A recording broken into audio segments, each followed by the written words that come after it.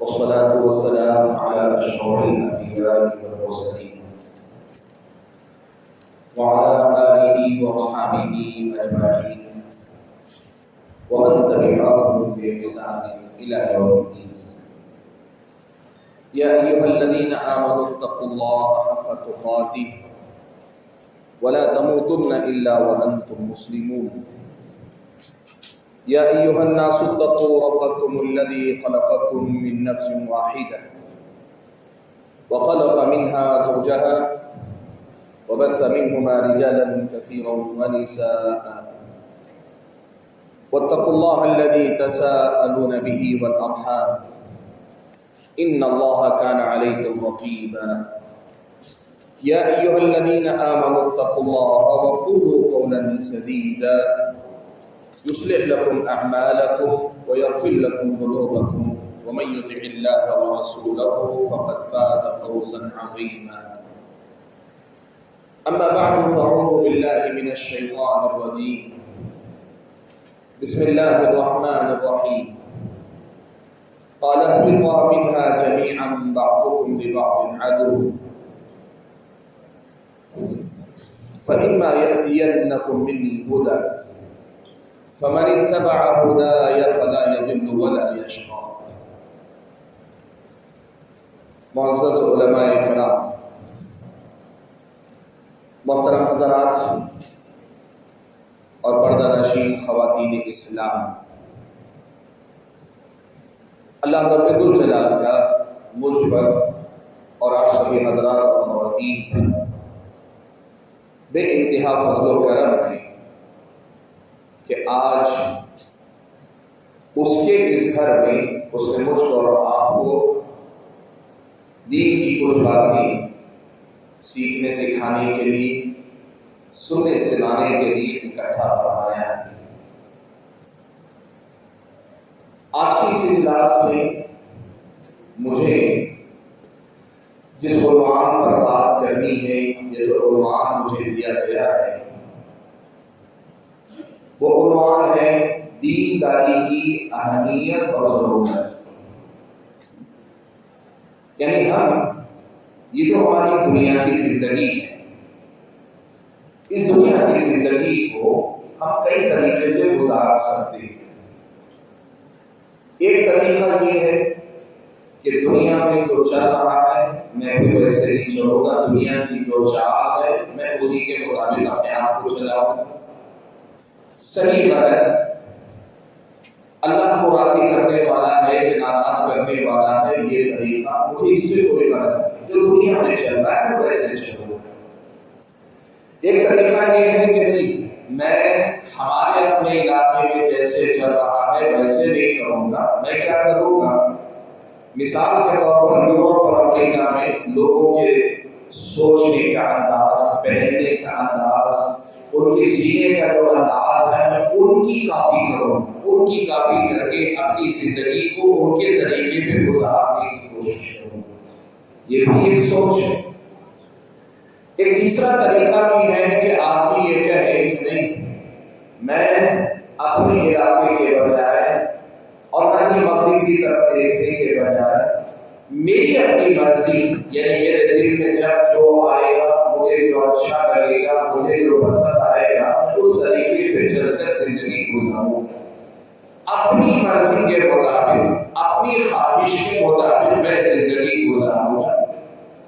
اور ان سب کے مقابلے میں ایک اور طریقہ ہے، اور وہ طریقہ یہ ہے کہ نہیں، میں اپنی طرف سے کوئی طریقہ نہیں طے کروں گا، میں نے اللہ پہ ایمان لایا ہے، رسول اکرم صلی اللہ علیہ وسلم کا امتی ہوں، میں اپنی خواہشات، اپنی مرضی، اپنی سوچ اور زمانے کی سوچ، دنیا میں لوگ کہاں کس علاقے میں کیسے چلتے ہیں، کیا کرتے ہیں، ان سب سے ہٹ کر اللہ تعالیٰ جیسے مجھے دیکھنا چاہتا ہے، پیارے نبی صلی اللہ علیہ وسلم نے زندگی جیسی گزاری، میں ویسی زندگی گزارنے کی کوشش کروں گا، میں اس طریقے پر رہوں گا۔ یہ اگر کوئی آدمی طے کر کے آگے بڑھتا ہے تو ہم کہتے ہیں اس کو دیندارانہ زندگی جی رہا ہے، جی تو رہا ہے دنیا کے اندر، لیکن لیکن دنیا کے طور طریقوں کو اپنانے کے بجائے وہ دین کی سکھائی ہوئی باتوں کے مطابق اپنی زندگی گزارنا چاہتا ہے۔ اس کو کہتے ہیں دینداری، اس کو کہتے ہیں دیندارانہ زندگی۔ آدمی اپنی مرضی کو اللہ کی مرضی پہ قربان کر دے، اپنی سوچ کو اللہ تعالیٰ کے حکم پہ قربان کر دے، اپنے اپنے فیصلوں کو نبی صلی اللہ علیہ وسلم کے فیصلوں کے لیے چھوڑ دے، تب اس کو کہتے ہیں کہ ایک بندہ دین پہ چل رہا ہے اور دین پہ عمل کر کے اللہ کو راضی کرنا چاہتا ہے۔ عنوان آپ نے سنا دینداری کی اہمیت اور ضرورت۔ ہم ذرا یہ سوال کر لیں اپنے آپ سے، کیا یہ ضروری ہے کہ ہم اللہ تبارک و تعالیٰ کے دین کے مطابق ہی زندگی گزاریں؟ کیا یہ ضروری ہے کہ اللہ تعالیٰ کے دین کا جو پیغام ہے ہماری زندگی اسی کے مطابق گزرے؟ یہ ضروری ہے کیا؟ ٹھیک ہے، کوئی عمل کرنا چاہتا ہے تو کر لے اللہ تعالیٰ کے دین پہ، لیکن ضروری ہے کیا؟ کیا یہ ضروری ہے کہ ہم واقعی مانو گے کہ اللہ تعالیٰ کے دین کے مطابق زندگی گزاریں؟ اور اس کے ساتھ کیا یہ ضروری ہے کہ ہم اس کے علاوہ کسی اور راستے کو پسند نہ کریں؟ یہ ہمارے لیے ضروری ہے کیا؟ اور اگر ہم نے ایسا نہیں کیا، اللہ تعالیٰ کے دین کو چھوڑ دیا ایک طرف، اللہ کے دین کو ایک طرف چھوڑ کر ہم اپنی مرضی سے کوئی زندگی جیتے ہیں، اس میں ہمارا کوئی نقصان ہے، اس میں ہمارا کوئی خسارہ ہے، اس میں ہمیں کوئی بہت بڑا دھوکہ ہو رہا ہے۔ یہی وہ مسئلہ ہے جو ہم آپ کو آج سننا اور سیکھنا۔ کیا دین پہ چلنا ضروری ہے؟ اور اگر دین چھوڑ کر چلے گے تو ہمارا کیا نقصان ہو جائے؟ اگر کوئی نقصان نہیں ہو رہا ہے تو پھر آدمی کہے گا کہ دین پہ کیوں چلو؟ دین پہ چلنے میں بہت ساری مشکلات ہیں، قربانیاں دینی پڑتی ہیں، بہت ساری چیزوں کو ذمہ داریوں کو نبھانا پڑتا ہے، بہت ساری پابندیاں ہیں۔ آپ یہ کہتا ہے جب دین پہ عمل نہ کرنے سے میرا کوئی نقصان ہونے والا نہیں ہے تو پھر میں دین کی پابندی کیوں کروں؟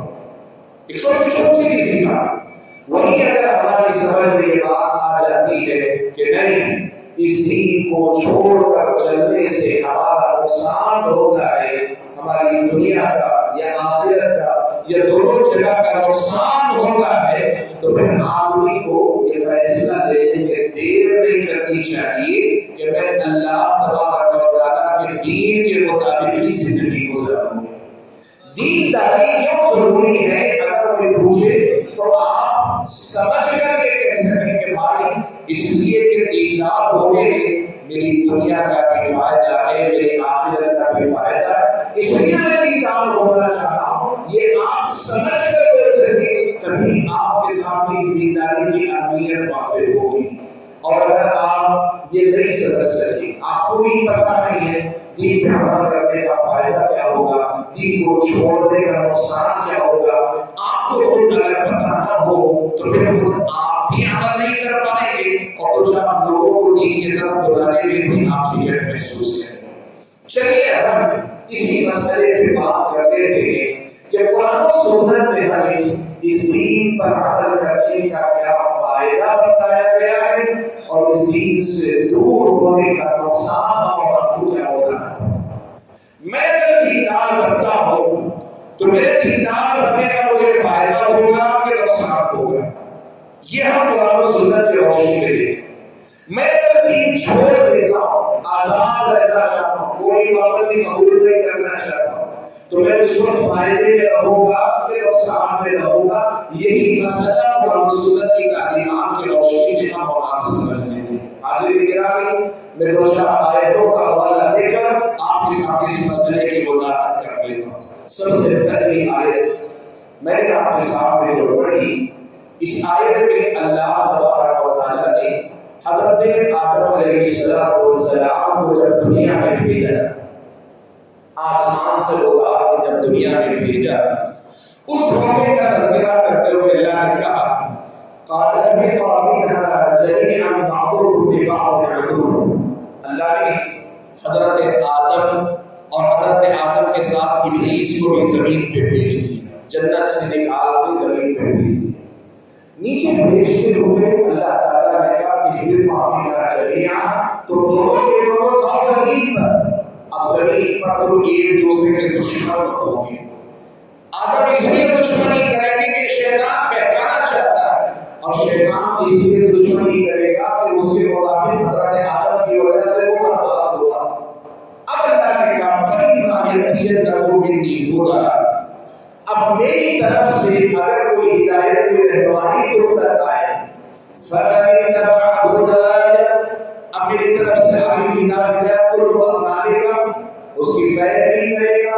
نقش قدم پر چلے گا فلا یضل ولا یشقی، ہدایت کی پیروی کرنے والا انسان گمراہ بھی نہیں ہوگا، بدبختی کا شکار بھی نہیں ہوگا، بدقسمت بھی نہیں ہوگا۔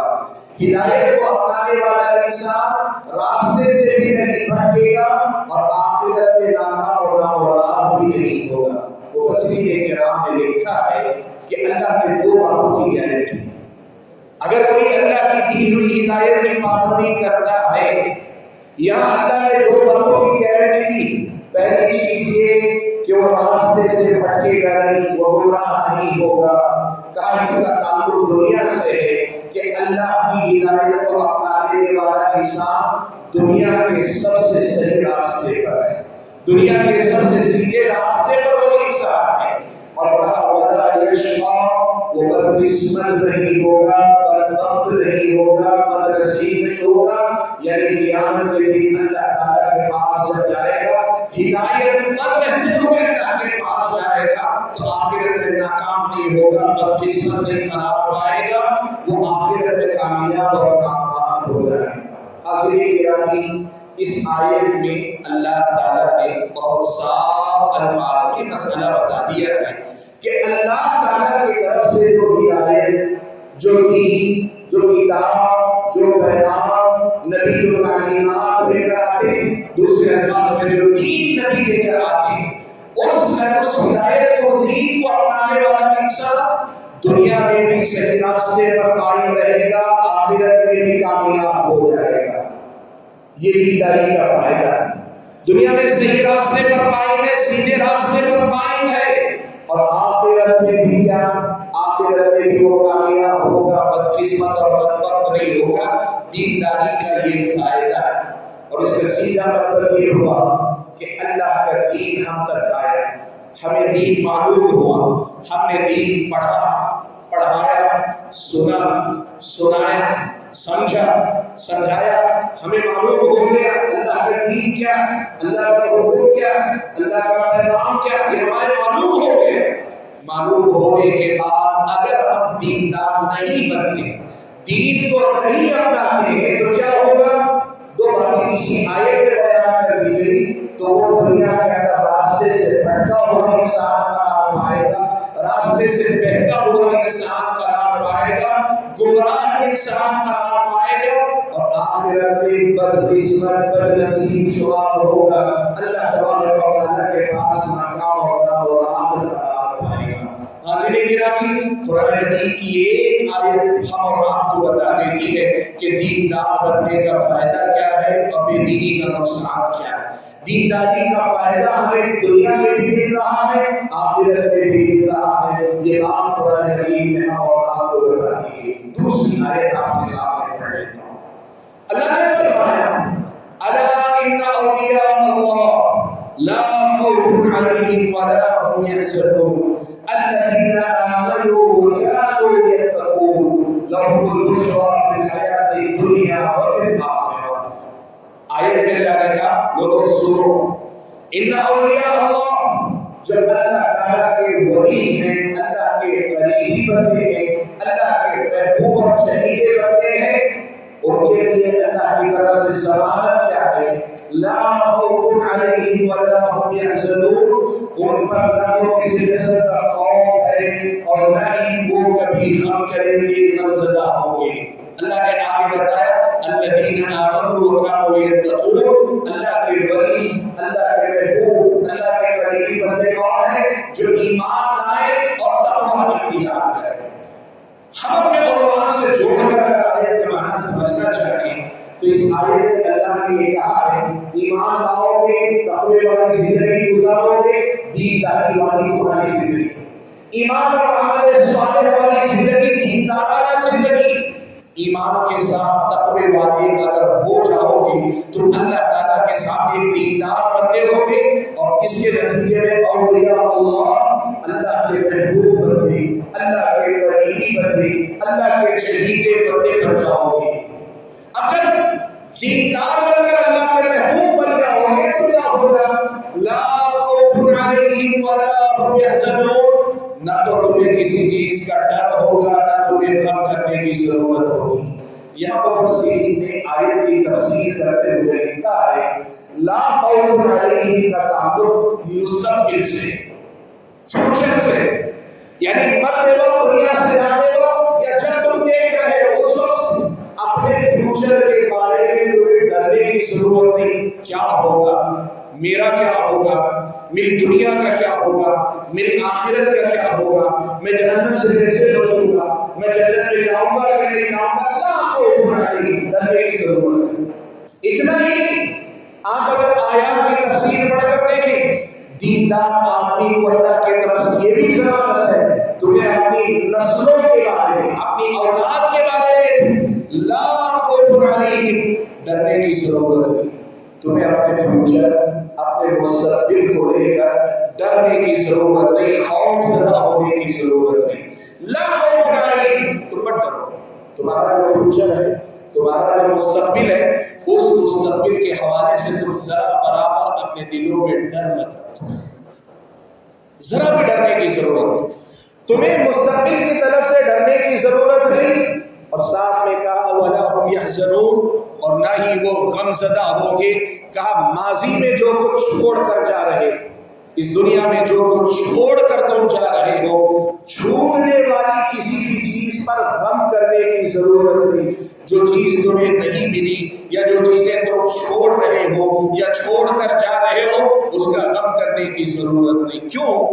کہا مستقبل کا ڈر رکھنے کی ضرورت اس لیے نہیں کہ تم دیندار ہو کر گواہ نہیں رہے ہو، اللہ تبارک و تعالیٰ کی ضمانت کما رہے ہو، اللہ تعالیٰ کی طرف سے گارنٹی تمہیں مل رہی ہے، اللہ تعالیٰ کی طرف سے تم ایک گارنٹی لے کر جا رہے ہو کہ اللہ تمہارا ہے، اللہ تمہارے مستقبل کا ذمہ دار ہے، اللہ تعالیٰ تمہاری اولاد کا ذمہ دار ہے، تمہارے فیوچر کی گارنٹی اللہ تبارک و تعالیٰ دے رہا ہے۔ اس لیے لا خوف، ڈرنے کی ضرورت نہیں۔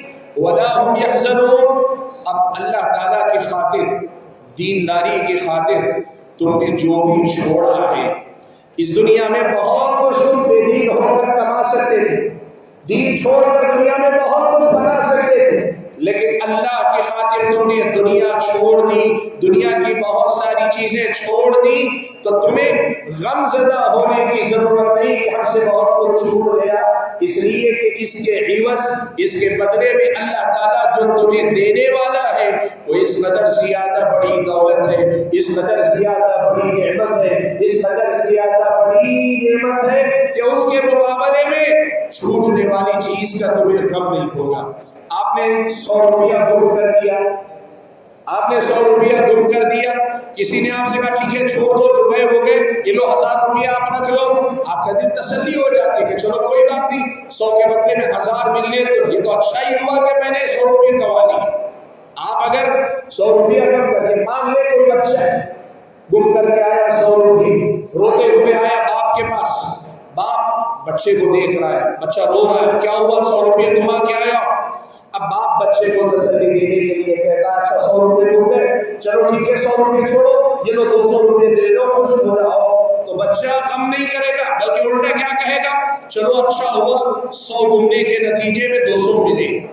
اللہ نے کہا وَلَا هُمْ يَحْزَنُونَ، ایمان والے کبھی غم نہ کریں گے، اس لیے کہ ماضی میں جو کچھ آپ چھوڑ کر آئے اس کے بدلے میں اللہ تعالیٰ جو دے گا وہ اس قدر زیادہ ہوگا کہ آپ کو غم نہیں کرنا پڑے گا۔ حاضرین گرامی قدر، یہ قرآن مجید کی دوسری آیت، یہ قرآن مجید کی دوسری آیت ہے جو مجھ کو اور آپ کو یہ بتاتی ہے کہ اگر ہم دینداری اختیار کریں گے، اللہ تبارک و تعالیٰ پر ایمان کے بعد عمل صالح والی زندگی گزاریں گے، ایمان کے ساتھ تقوی والی زندگی اگر میری اور آپ کی ہو جاتی ہے، اس کا فائدہ یہ ہوگا ہمیں اپنے ماضی پہ کبھی افسوس نہیں ہوگا، مستقبل کی کبھی فکر کرنے کی ضرورت نہیں، اس لیے کہ اللہ تبارک و تعالیٰ کے ساتھ ہم گویا معاملہ کر رہے ہیں، دیندار بن رہے ہیں، اللہ تعالیٰ کے ساتھ ہم ڈیل کر رہے ہیں، اللہ کے ساتھ معاملہ کر رہے ہیں۔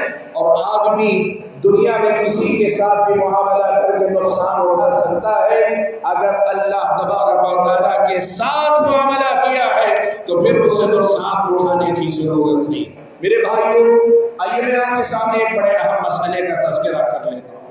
دیکھیے ہم میں سے بہت سارے احباب یہ مانتے ہیں، آپ بھی پوچھ کر دیکھ لیجئے، بہت سارے احباب یہ مانتے ہیں کہ بھائی دینداری کا فائدہ ہے، وہ یہ کہتے ہیں کہ ہاں دیندار ہونے کا فائدہ ہے، لیکن یہ فائدہ آخرت میں ملے گا، جنت ملے گی، جہنم سے نجات ملے گی، آخرت ملے گی، لیکن دنیا اجڑ جائے گی، دنیا میں آدمی برباد ہو جائے گا، دنیا بے رونق ہو جائے گی، دنیا کے اندر ہم ایک طرح سے ہارے ہوئے انسان بن جائیں گے۔ کیا قرآن و سنت میں ہمیں یہی بتایا گیا ہے کہ ایک آدمی اگر دیندار ہوتا ہے اس کی دنیا خراب ہو جاتی، اس کی دنیا اجڑ جاتی ہے، آخرت بنے گی لیکن دنیا اجڑ جائے گی۔ بہت سارے بھائی جو مسلمان ہیں وہ یہی سمجھتے ہیں کہ آخرت بنے گی، ہمارا ایمان ہے کہ دینداری پہ قائم رہنے والے انسان کی آخرت بہتر ہوگی، یہ ہم مانتے ہیں، لیکن دنیا بہرحال اس آدمی کی اجڑ جائے گی۔ آؤ ہم دیکھتے ہیں یہ جو خیال ابھی ہم نے ذکر کیا، یہ جو بات ابھی ہم نے ذکر کی، یہ بات قرآن و سنت کی روشنی میں کیسی؟ کہ واقعی معنوں میں دیندار بننے کا یہ نقصان ہوگا کہ آپ کی اپنی دنیا خراب ہو جائے گی، آپ کی صرف آخرت بنے گی، آپ کی دنیا نہیں بنے گی کیا؟ قرآن مجید اگر میں اور آپ پڑھ کر دیکھیں تو اللہ تبارک و تعالیٰ نے قرآن مجید کے اندر ارشاد فرمایا من عمل صالحا من ذکر او انثى وهو مؤمن فلنحيينه حياة طیبہ وَلَنَجْزِيَنَّهُمْ أَجْرَهُمْ بِأَحْسَنِ مَا كَانُوا يَعْمَلُونَ۔ اللہ نے فرمایا کوئی بھی مرد ہو کہ عورت ہو، ایمان والا ہونے کے بعد اگر وہ عمل صالح کر رہا ہے، یعنی ایمان کے ساتھ نیکی کی زندگی گزارنا ہے، دینداری والی زندگی گزارنا ہے، تو کیا ہوگا؟ اللہ نے کہا فَلَنُحْيِيَنَّهُ حَيَاةً طَيِّبَةً، ہم ضرور اسے ایک بہترین زندگی جلائیں گے، ہم اسے ایک بہترین زندگی دیں گے۔ یہ اللہ تعالیٰ نے کہا فَلَنُحْيِيَنَّهُ حَيَاةً طَيِّبَةً، اور آگے کہا وَلَنَجْزِيَنَّهُمْ أَجْرَهُمْ بِأَحْسَنِ مَا كَانُوا يَعْمَلُونَ، اور اس کے ساتھ ساتھ ایک بہترین زندگی دینے کے ساتھ ساتھ ان کے اپنے جو اعمال ہیں ان اعمال کا بڑا بہترین بدلہ بھی ہم ان کو عطا فرمائیں گے۔ حاضرین گرامی قدر، اس آیت کی تفسیر میں بعض مفسرین نے یہ بات لکھی ہے، اللہ نے یہاں دو باتیں کی، ایک وعدہ یہ کہ فَلَنُحْيِيَنَّهُ حَيَاةً طَيِّبَةً، اور دوسرا وعدہ یہ کہ وَلَنَجْزِيَنَّهُمْ أَجْرَهُمْ بِأَحْسَنِ مَا كَانُوا يَعْمَلُونَ۔ کہا ان دو وعدوں میں اصل میں پہلا وعدہ دنیاوی زندگی بہتر کرنے کا وعدہ ہے، اور دوسرا وعدہ آخرت کی زندگی میں بندے کو مالا مال کرنے کا وعدہ ہے۔ یہ آیت صاف ہے، یہ آیت مجھ کو آپ کو بتاتی ہے کہ ایسا نہیں کہ دیندار اگر آپ بنیں گے تو آپ کی دنیا خراب ہو جائے گی، اجڑ جائے گی، آپ کی دنیا بدمزہ ہو جائے گی، بے مزہ ہو جائے گی، زندگی کا کوئی مطلب نہیں رہ جائے گا، ہم فقیر ہو جائیں گے، ہم پریشان ہو جائیں گے، نہیں۔ فَلَنُحْيِيَنَّهُ حَيَاةً طَيِّبَةً، بعض مفسرین نے کہا یہ عین دنیاوی زندگی کے بارے میں اللہ کا وعدہ ہے کہ نیکی کا فائدہ، دینداری کا فائدہ، اللہ کے دین پہ عمل کرنے کا فائدہ، ایمان اور عمل صالح کا فائدہ آخرت میں تو ملے گا ہی، لیکن آخرت سے پہلے اللہ تبارک و تعالی دنیا میں بہترین سے بہترین اجر کی شکل میں، بہترین زندگی کی شکل میں اللہ تعالیٰ آپ کو عطا فرمائے گا۔ یہ فائدہ کیسے ظاہر ہوگا معلوم ہے آپ کو؟ اولاد اللہ دے گا، لیکن ساتھ میں اولاد کو نیک اور صالح بنائے گا۔ بیوی اللہ تبارک و تعالیٰ دے گا، لیکن بیوی آپ کی آنکھوں کی ٹھنڈک ہوگی، آپ کی فرما بردار ہوگی۔ شوہر آپ کو عطا کرے گا، ایسا شوہر ہوگا جو آپ سے سچی محبت کرنے والا اور آپ کے حقوق کا پورا خیال رکھنے والا ہوگا۔ آپ کی زندگی میں اللہ تجارت دے گا، حلال روزی دے گا، برکت والی روزی اللہ تعالیٰ عطا فرمائے گا۔ اللہ تبارک و تعالیٰ آپ کو دنیا میں زندگی دے گا، عزت والی زندگی دے گا، احترام والی زندگی دے گا، لوگوں کی محبت والی زندگی اللہ عطا کرے گا۔ اللہ آپ کو اس کی دنیا عطا کرے گا، سکون والی زندگی عطا کرے گا، دل دماغ کے اندر اللہ تعالیٰ سکون بھر دے گا، اطمینان بھر دے گا، آپ ایک مطمئن انسان بن کر زندگی گزاریں گے۔ یاد رکھو میرے بھائیوں، ہمارے اور آپ کی سوچ کئی بار غلطی کا شکار رہتی ہے، اور انہی غلطیوں میں سے ایک غلطی یہ ہے کہ بہت سارے لوگ یہ سمجھتے ہیں اچھی دنیا کا مطلب یہ ہے کہ مال بہت ہونا چاہیے آدمی کے پاس. اچھی دنیا کا مطلب یہ ہے آدمی کے پاس مال بہت زیادہ ہونا چاہیے. یہ غلط ہے اللہ کے بندو. مال زندگی کی ایک ضرورت ہے، مال انسان کی زندگی کی ایک حاجت. بہت سارے معاملات مال پہ ٹکے ہوئے، اس میں کوئی شک نہیں، لیکن مال سے، دولت سے، پیسے سے زندگی کا حقیقی سکون نہیں خریدا جاتا. اسی لیے جب آپ سے اللہ تعالیٰ کہہ رہے فَلَنُحْيِيَنَّهُ حَيَاةً طَيِّبَةً، تو آپ یہ یقین کیجئے یہ صرف مال دینے کا وعدہ نہیں، مال سے آگے بڑھ کر زندگی کا حقیقی سکون دینے کا وعدہ، ایک بہترین زندگی سے ملک اور آپ کو مالا مال کرنے کا وعدہ ہے. اور اس آیت میں اللہ نے مسئلہ صاف کر دیا کہ دینداری پہ عمل کرنے کا فائدہ صرف آخرت میں نہیں ملتا، آخرت سے پہلے اللہ تعالیٰ دنیا میں دینداری پر عمل کرنے کا فائدہ عطا فرماتا ہے. آپ دیکھو قرآن مجید میں اللہ تعالیٰ نے ایمان والوں کی جو دعائیں سکھائی نا، ان میں سے ایک دعا یہ بھی تو ہے کہ ایمان والے یہ دعا کرتے ہیں ربنا آتنا فی الدنیا حسنہ وفی الآخرۃ حسنہ وقنا عذاب النار. اے ہمارے رب، ہماری دنیا بھی ہمیں اچھی دینا، ہماری آخرت بھی ہمیں اچھی عطا فرما. ہمیں دنیا بھی اچھی چاہیے، ہمیں آخرت بھی اچھی چاہیے. یہ ایمان والوں کی دعا ہے، یہ ایمان والوں کی دعا ہے.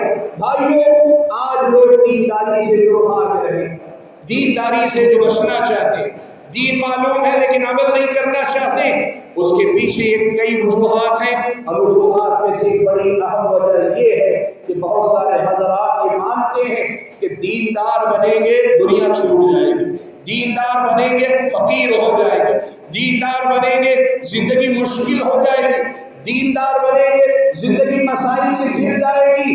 یہ سوچ بہت غلط ہے، سوال غلط ہے، قرآن و سنت کی تعلیمات کی روشنی میں غلط ہے. ہاں یہ ضرور ہے، یہ ضرور ہے کہ دنیا آپ کو ایک سسٹم پر گزارنی پڑے گی. آپ پہ کچھ پابندیاں آئیں گی، آپ کے سامنے کچھ حدود و قیود آ جائیں گے. بے لگام جینے والے انسان کے بجائے ایک سسٹم کے تحت جینے والے انسان آپ بن جائیں گے. اس کے نتیجے میں آپ کی خواہشات پوری ہوگی لیکن ایک حد تک، آپ کی ضرورتیں پوری ہوگی ایک حد تک، آپ کے پاس پیسہ بھی آئے گا لیکن محدود ذرائع، محدود راستوں سے آئے گا. یہ حدود آئے گی، لیکن سمجھنے کی بات یہ ہے یہ جو حدود آپ کی زندگی میں آئیں گے یہ آپ کی محرومی نہیں، یہ آپ کا نقصان نہیں. یہ حدود آپ کو اس دنیا میں حد سے زیادہ ڈوب کر اس دنیا کو خود کے حق میں نقصان دہ بنانے سے روکنے کے لیے. ورنہ اللہ تعالیٰ نے ایمان والوں کو دنیا اچھی دینے کا وعدہ کیا ہے. اللہ تعالیٰ نے دنیا میں جو بھی حدود و قیود رکھی، حلال و حرام کی جو بھی حدیں اللہ نے رکھی ہے، ان حدوں سے ایک طرف اللہ کی بندگی ہوتی اور دوسری طرف خود انسان کا اپنا بھلا ہوتا ہے، انسانوں کا اپنا فائدہ ہے. آپ سوچ کر دیکھ لو، وقت اجازت نہیں دیتا کہ میں زیادہ مثالیں دے کر بات کو لمبی کروں، لیکن ایک مسئلہ صرف اشارے کے طور پہ آپ کے سامنے کہہ دیتا ہوں. اسلامی شریعت نے آپ کے سامنے نشے کو حرام کیا. دیندار بنیں گے آپ نشہ نہیں کر سکتے، دینداری کی زندگی گزارنا چاہتے ہیں نشہ حرام ہے آپ کے اوپر. اور وہی بے دینی کی زندگی جینے والے نشے میں جیتے ہیں، نشہ کرتے ہیں، اپنے اپنے شوق کا نشہ. کسی کو شراب کا نشہ ہے، کسی کو چرس کا نشہ ہے، کسی کو کسی اور چیز کا نشہ ہے. سوال یہ ہے وہ انسان جو نشہ کرنے سے روک لیا گیا اور دوسرا انسان جو اپنی مرضی سے نشہ کر رہا ہے، بظاہر دیکھنے میں وہ آزاد نظر آتا ہے، بظاہر دیکھنے میں وہ آزاد نظر آتا ہے جو نشہ کر رہا ہے، اور وہ آدمی جس پہ پابندی لگی ہے وہ پابند نظر آتا ہے. لیکن بھائیوں، اگر آپ غور کر کے دیکھو اللہ تبارک و تعالیٰ کی عائد کردہ اس پابندی سے کم انسان اپنی انسانیت کی حفاظت کر لے جاتا ہے، اپنی عزت کی حفاظت کر لے جاتا ہے، اپنی عقل کی حفاظت کر لے جاتا ہے، دنیا کے اندر ایک معقول انسان بن کر زندگی گزارتا ہے. اور وہی نشہ کرنے والا انسان بظاہر آزاد نظر آتا ہے لیکن سب سے پہلے وہ نشے کا ہی غلام، سب سے پہلے وہ نشے کا ہی غلام بنتا ہے. اور پھر اس نشے کی غلامی کے نتیجے میں آپ دیکھ لو، جب نشہ کرتا ہے تب تک اپنی انسانیت سے آزاد ہو جاتا ہے،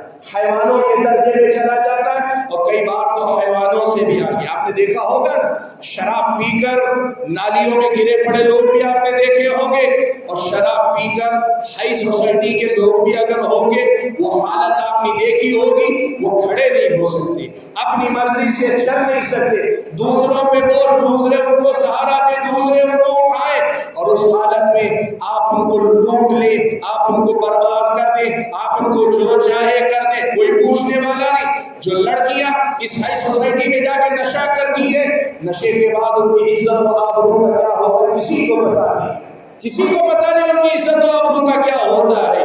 اور وہ نشہ کرنے والے انسانیت سے جو گرتے ہیں، اس کے بعد کئی بار تو ایسا ہے ماں بہن کا فرق آدمی بھول جاتا ہے، بھلے اور برے کی تمیز بھول جاتا ہے۔ ان ساری حقیقتوں کو آپ دیکھ لو، نشے سے کیا کیا نقصانات انسان کو ہوں گے، ان کو دیکھ کر آپ اگر سمجھ پائے نا، تو پھر آپ کو سمجھ میں آئے گا کہ دینداری والی زندگی میں پابندیاں ہیں، لیکن یہ پابندیاں انسان کی زندگی کو بہتر بنانے والی، انسان کی زندگی کو بہتر بنانے والی زندگی میں پابندیاں ہیں، اور بے دینی کی زندگی میں آزادیاں ہیں، لیکن یہ آزادیاں دیکھنے میں آزادی، دیکھنے کہنے میں آزادی ہے، لیکن حقیقت میں انسان اور انسانیت کی بربادی کا دروازہ ہے۔ یہ جھوٹ نہیں، یہ آزادی نہیں، یہ انسان کی زندگی کو برباد کرنے کے راستے ہیں۔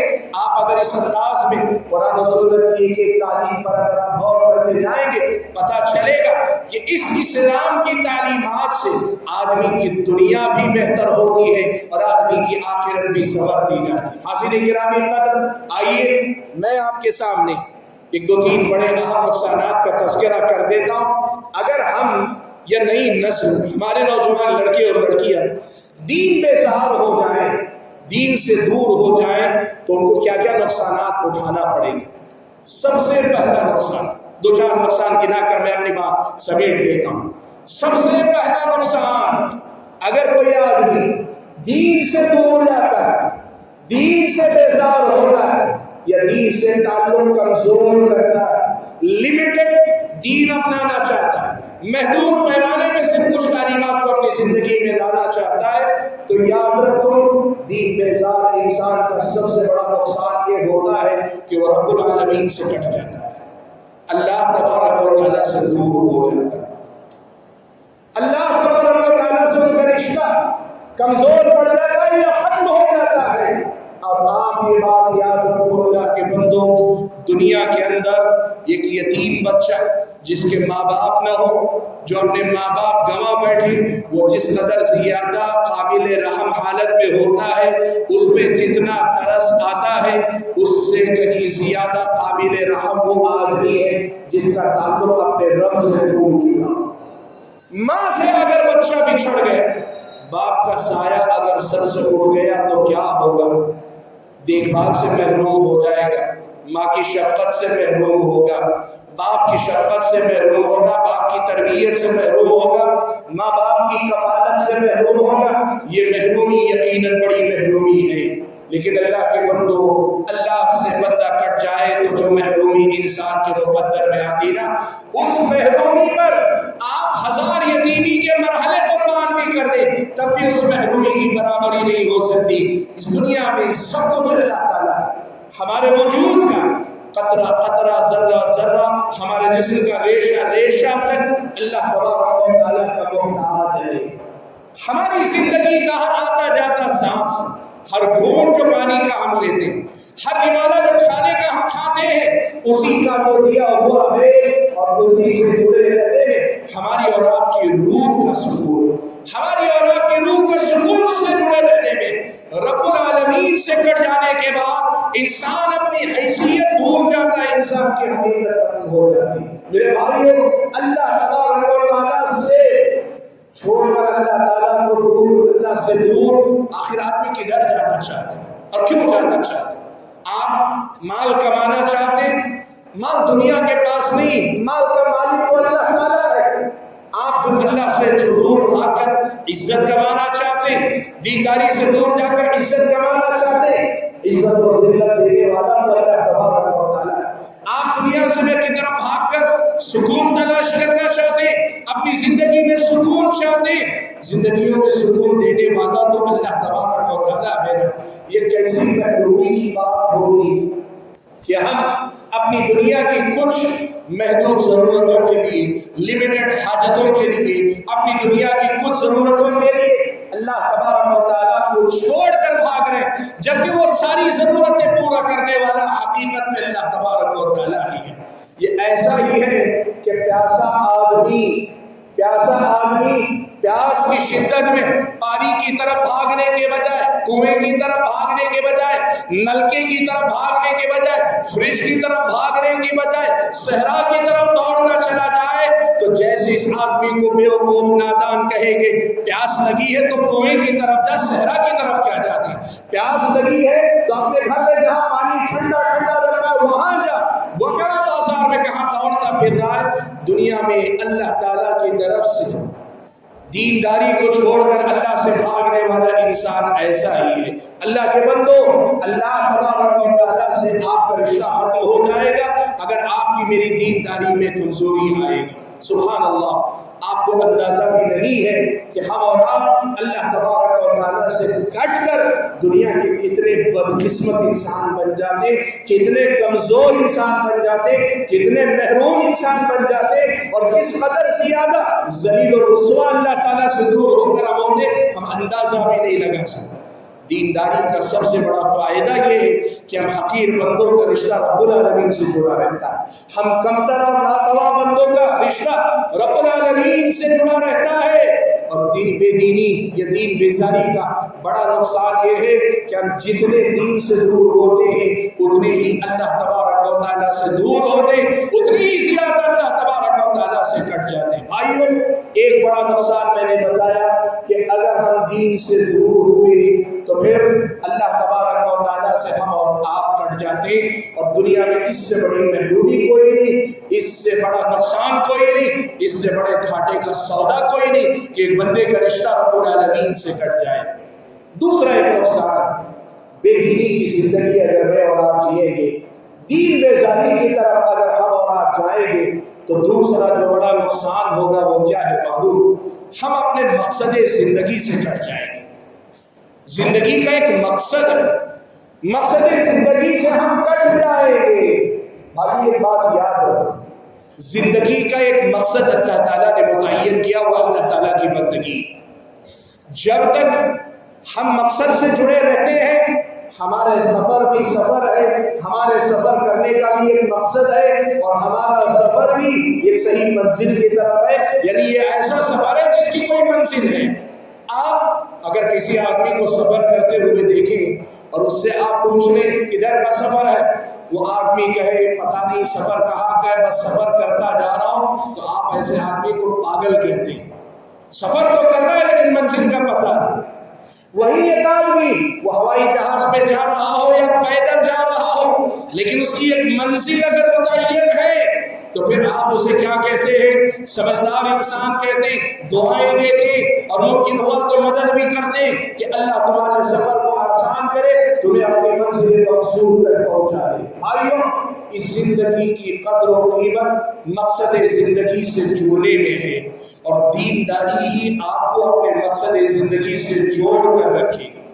یہ دین آپ کو آپ کی زندگی کے مقصد سے جوڑ کر رکھے گا، اور اگر آپ کی زندگی میں دین نہیں رہا تو پھر آپ کی زندگی سے مقصد فول ہو جائے گا، اور آپ کی حیثیت جانوروں سے بھی زیادہ کہیں گزری ہوگی۔ اس کو برا نہ سمجھے، یہ جو میں کہہ رہا ہوں نا، یہ لفظ اس کو برا نہ سمجھے۔ کیوں؟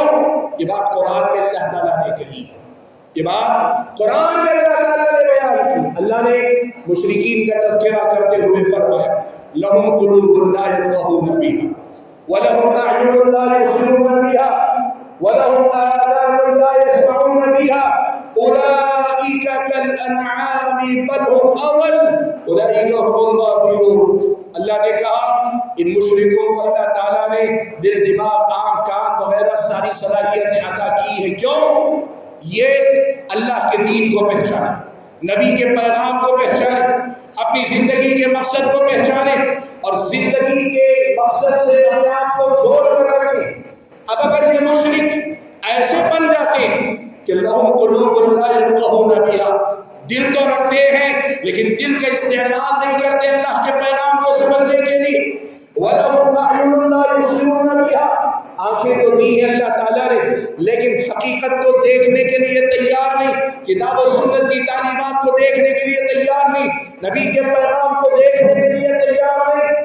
وَلَهُمْ آذَانٌ لَا يَسْمَعُونَ بِهَا، اللہ نے کان دیے ہیں لیکن کانوں سے سننے کے لیے تیار نہیں، حق بات حقیقت کو سننے کے لیے تیار نہیں، نبی کے پیغام کو سننے کے لیے تیار نہیں، اللہ کے دین کی بات سننے کے لیے تیار نہیں ہے۔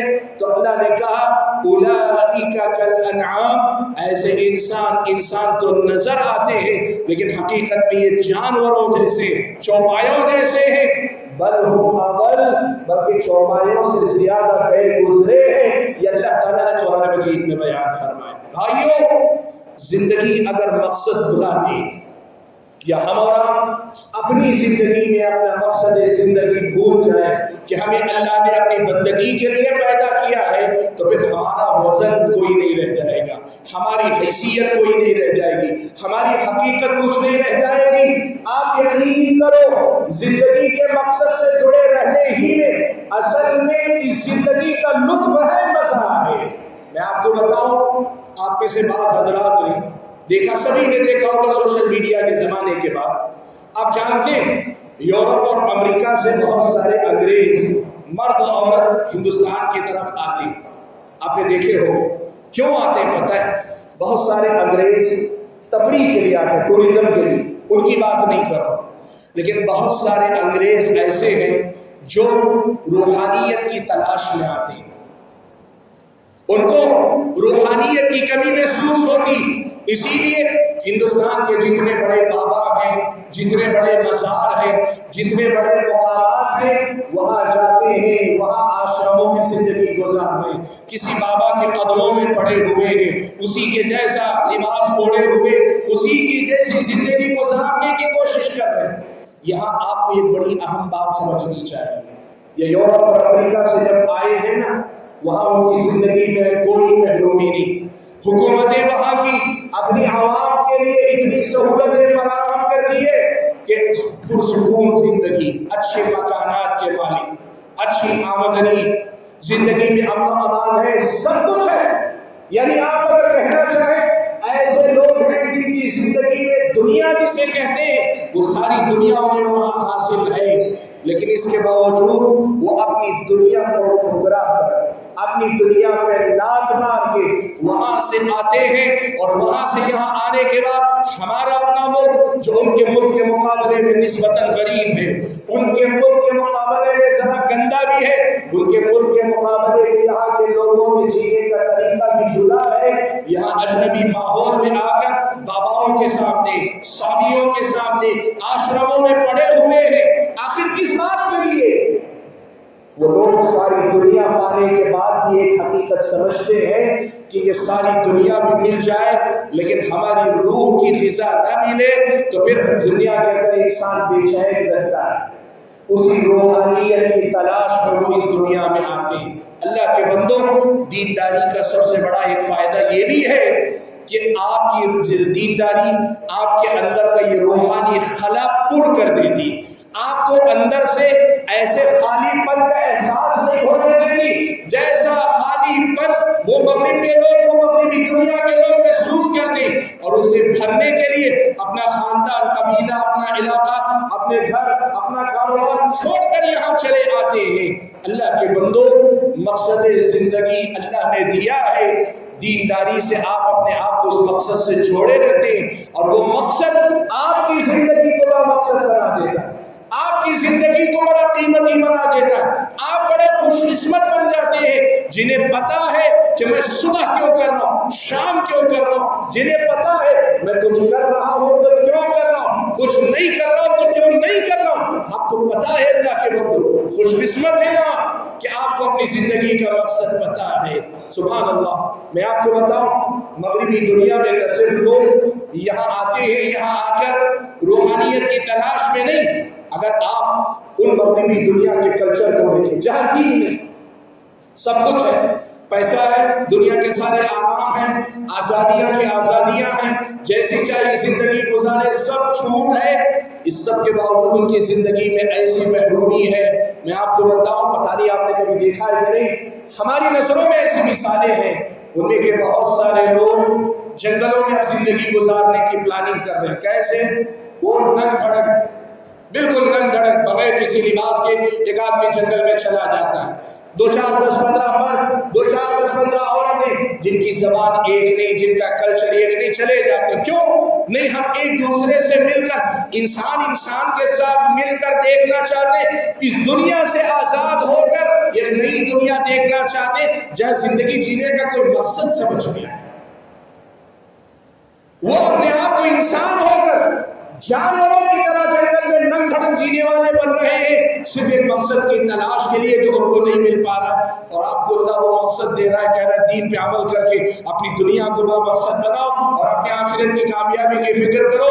دینداری سے بھاگ کر آخر ہم اور آپ کتنی محرومی کا شکار ہو رہے ہیں۔ حاضرین گرامی قدر، دین سے دور ہونے کا ایک بڑا اور نقصان ہے، میں اس کا بھی تذکرہ کر لیتا ہوں اور اپنی بات کو سمیٹنے کی کوشش کرتا ہوں۔ دیکھیے، دین سے دور ہونے کا ایک بڑا نقصان یہ ہوگا کہ شیطان کو آپ موقع دے دیں گے کہ وہ آپ پر مسلط ہو جائے، شیطان کا آپ پر قبضہ ہو جائے، شیطان آپ پر کنٹرول حاصل کر لے، شیطان آپ کے پیچھے لگ جائے۔ وہ پہلے ہی سے لگا ہے موقع کی تلاش میں، آپ کی دینداری، آپ کی بندگی، آپ کی عبادت، آپ کا ایمان، آپ کا عمل صالح شیطان کے راہ میں بہت بڑی رکاوٹ ہے۔ وہ کوشش کر کے بڑا تھوڑا آپ کا میرا نقصان کر رہا ہے۔ جب ہم بے دین ہو جائیں، دینداری سے خالی ہو جائیں، دین سے دور ہو جائیں، ایمان و عمل صالح سے ہمارا رشتہ کمزور پڑ جائے، تو پھر شیطان کو موقع ملتا ہے وہ ہم پر مسلط ہو جائے،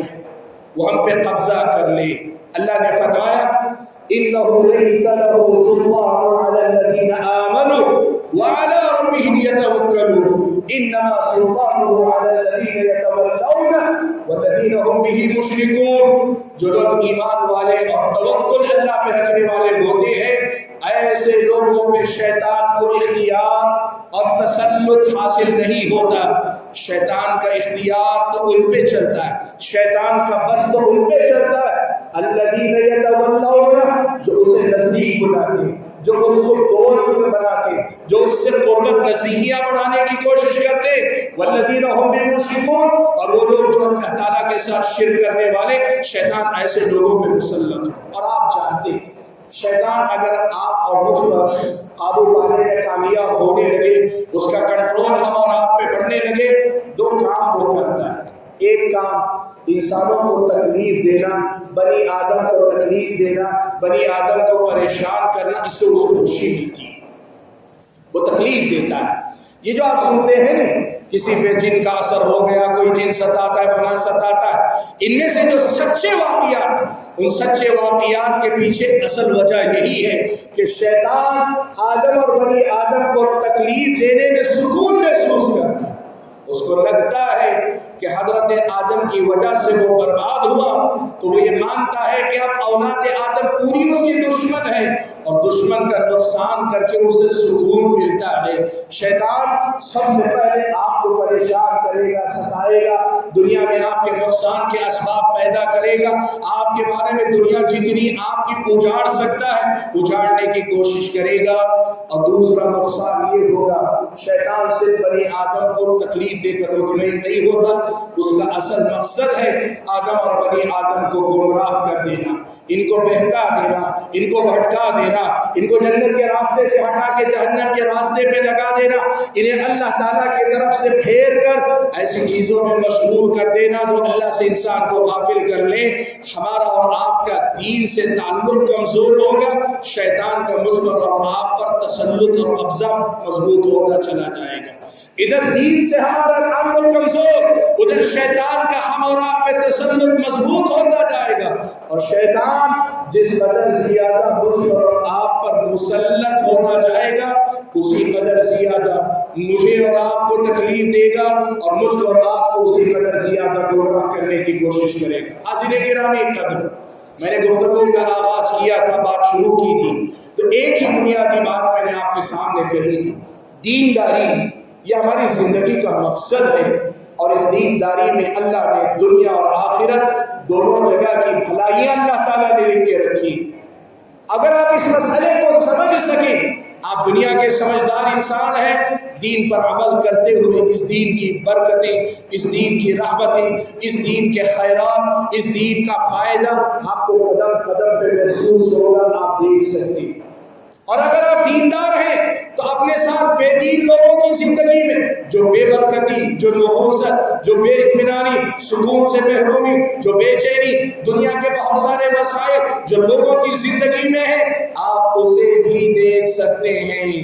آپ آنکھیں کھلی رکھیں تو دیکھ سکتے ہیں، لیکن اگر مان لیں ہماری آنکھیں اتنی طاقتور نہیں، ہمارے اندر وہ نگاہ بصیرت نہیں، یا ہم اتنے سمجھدار نہیں کہ اپنے اور پرائیوں کا موازنہ کر کے دیکھ سکیں، تب بھی قرآن و سنت میں خود اللہ تعالیٰ نے دو ٹوک انداز میں یہ بتا دیا ہے کہ یہ دین تمہاری دنیا اور آخرت دونوں کی بھلائی کی ضمانت ہے، دونوں جگہ کی کامیابی کی ضمانت ہے، اور اس دین سے دوری میں آخرت تو برباد ہوگی ہی، آخرت سے پہلے تم اپنی دنیا کا بھی نقصان کر لو گے، اپنی دنیا بھی اجاڑ لو گے۔